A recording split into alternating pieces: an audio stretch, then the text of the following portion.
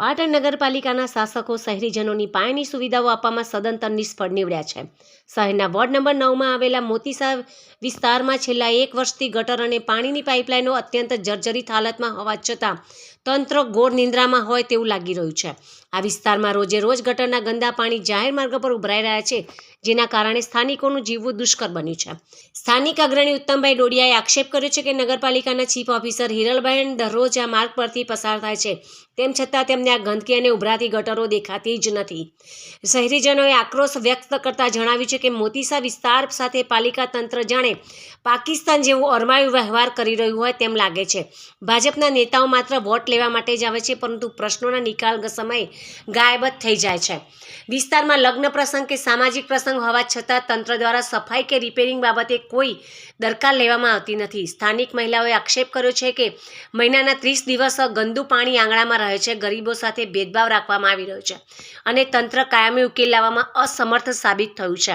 તો વારંવારની મૌખિક અને લેખિત રજૂઆતો છતાં જો આ સમસ્યાનું ત્વરિત નિરાકરણ લાવવામાં નહીં આવે તો રહીશોએ ના છૂટકે ગાંધી ચિંધ્યા માર્ગે આંદોલન કરવાની અને નગરપાલિકા કચેરી ઘેરવાની ચીમકી ઉચ્ચારી છે।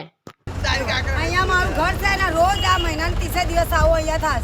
સાહેબે આવીને જોઈને જતા રહે, બરોબર, પણ અમારા ખાવાનું પીવાનું અમારે થઈ જશે, એક દિવસ નહીં થાય। હિરલબેન તો રોજ અહીંયા થઈને જા જોવે તોય પણ કંઈ હલાતા નથી। બોલો, એમને કરવું જોઈએ ને કે હું રોજ અહીંયા થઈને મારી નજરે હું જોઉં તોય પણ કાંઈ કામ કરતા નથી। તેમને કરવાની એમની ફરજમાં નહીં આવતું। વિસ્તારની અંદર છેલ્લા 1 વર્ષથી પાણીની લાઈનો, ગટરની લાઈનો એટલી ભંગાર હાલતમાં છે ને કે રોજને રોજ તૂટતી હોય છે। અહીંયા લગ્ન પ્રસંગ હોય છે, યુવાનો પણ પેલું રાખતા નથી। અમે અવારનવાર નગરપાલિકામાં રજૂઆત કરી છે। નગરપાલિકા ચીફ ઓફિસર હિરલબેન રાવલ પણ અહીંથી રોજ જાય છે, પરંતુ એમને આ ગટર લાઈન દેખાતી નથી। જેમ કે આ મોતીસા દરવાજા એ પાકિસ્તાનનો કોઈ વિસ્તાર હોય કે એના કારણે આ ગટર લાઈનો સાફ થતી નથી, રોજે રોજ ગટર લાઈનો ઉભરાય છે, એનો કોઈ નિકાલ આવતો નથી। ભાજપના લોકો પણ અહીંથી વોટ લઈ જાય છે, પણ જ્યારે અમારા આવા ગટર લાઈનના પ્રશ્નો તો પાણીના પ્રશ્નો તો કોઈ અમારું સાંભળતું નથી।